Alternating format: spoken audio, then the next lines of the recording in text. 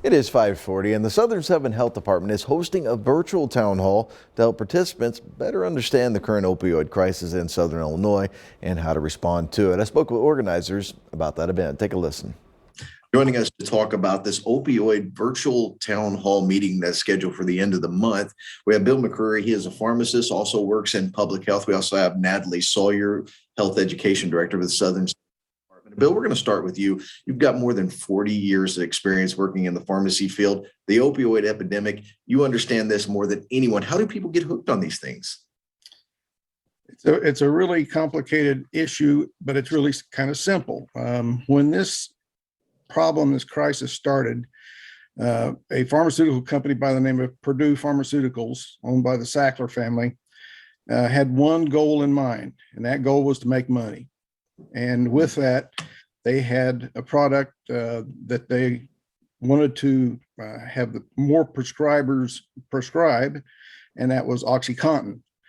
They also had a product called MS Contin, which is morphine sulfate contin, but nonetheless, it was the OxyContin, which they bamboozled the medical community, and they convinced everybody that what we thought, what we learned in school and in pharmacology was inaccurate, and that was a lie. They came up with a plan to distribute representatives to physicians and providers and have them prescribe higher doses and larger quantities. Now, that was the first wave. Along with that wave came black tar heroin from Mexico, which was different from the white heroin that was on the East Coast. The third wave was when fentanyl came aboard, and at first came from China, and they were shipping it into our country via FedEx and UPS and the United States Postal Service daily. It was incredibly difficult to get a hold of at that time, that how they were distributing it, but that's how they started. The fentanyl now is the product that is creating overdoses across the country. It is creating overdoses here in Southern Illinois. The fourth wave would be methamphetamine, but let's back up a little bit to how this came about in Southern Illinois.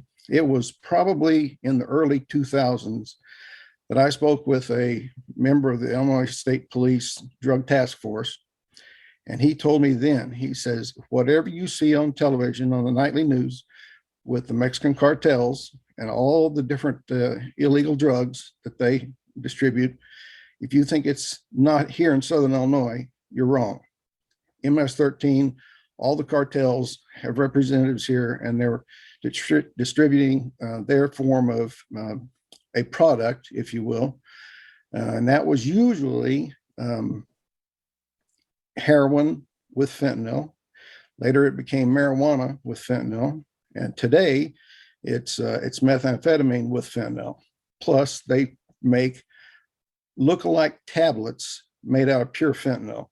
It may look like a Xanax or an Ativan, but it's pure fentanyl, and it'll kill a person deader than a hammer. Bill, I definitely want to talk more about this. I think what we'll do is we'll talk more about this in the next half hour. We're getting short on time for this one. Right now, though, you're going to have the virtual town hall coming up. NATALIE SAWYER. NATALIE, tell us real quick about this virtual town hall, and then we'll give out more details in the next half hour on this. But it's March 31st. Yes, it's March 31st from 6 to 7 p.m., 7:30 p.m. So it's from 6 to 7:30 p.m. on March 31st.